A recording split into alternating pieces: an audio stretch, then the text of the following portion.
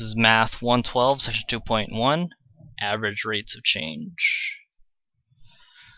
We're going to be taking a look at question 30 first.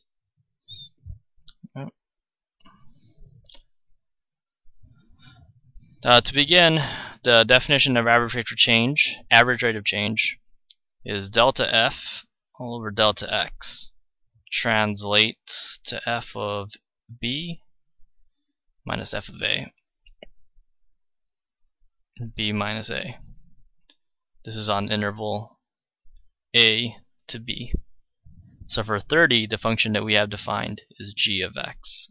Actually, the g of x is equal to x squared, just a standard parabola, and it wants us to do it for the first interval, -1 to 1. Let's think about this visually first. That's going to be a parabola. A parabola is symmetric.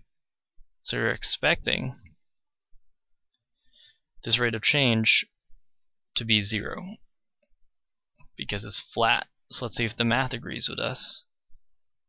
Delta g all over delta x shows us g of 1 minus g of -1 divided by 1 minus -1.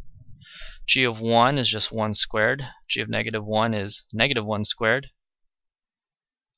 all over 1 plus 1, which is equal to 1 minus 1 all over 2, which is equal to 0 all over 2, which is equal to 0. So it agrees with our initial hypothesis. That's part A.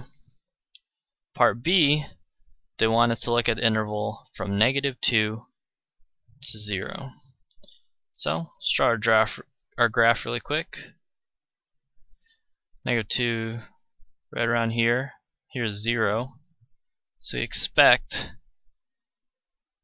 this average rate of change to be a rather negative slope. So again, let's see if the math agrees.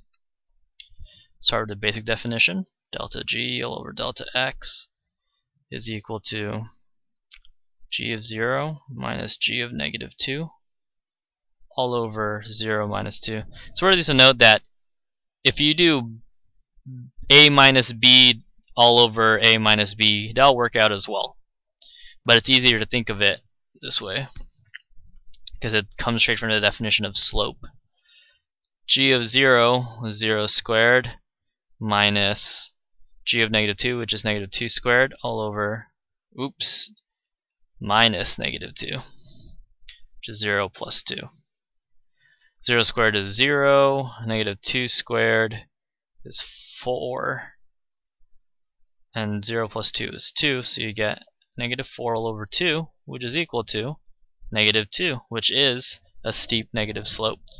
And this is the end of part 1 for average rates of change.